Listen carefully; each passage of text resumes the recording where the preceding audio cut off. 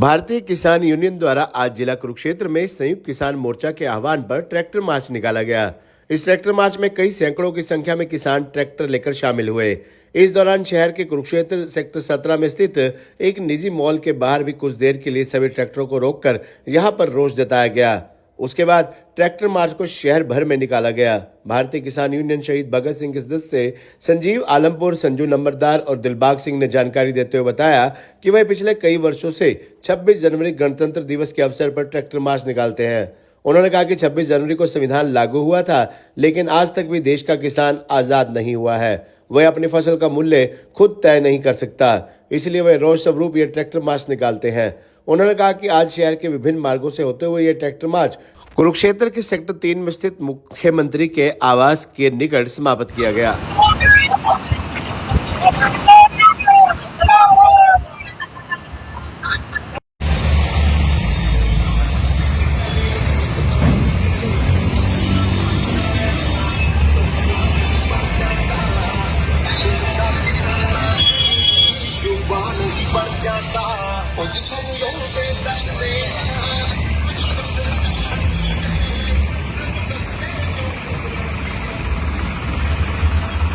उल्टे धंधे छोड़ दे रसूल जाके तू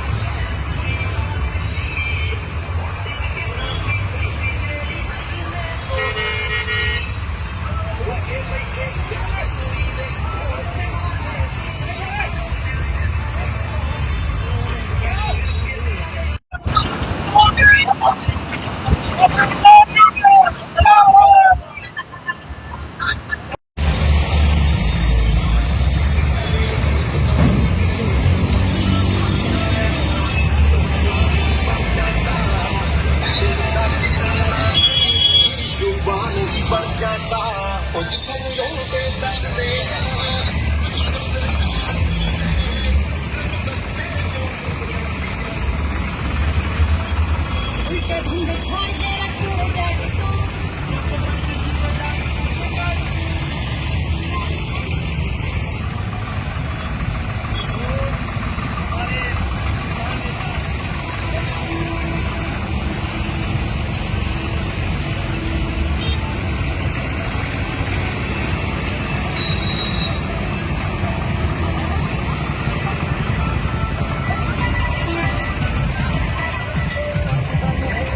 Thank you.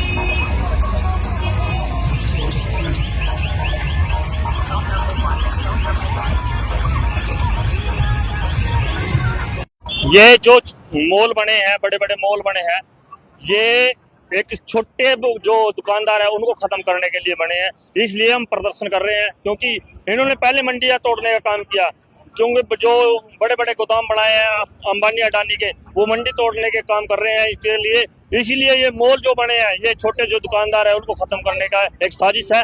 हम मॉल के सामने इसलिए आए, हमारे जो मोर्चों का आह्वान है कि मॉल जो बड़े बड़े बने हैं उनके सामने हमारा प्रदर्शन है।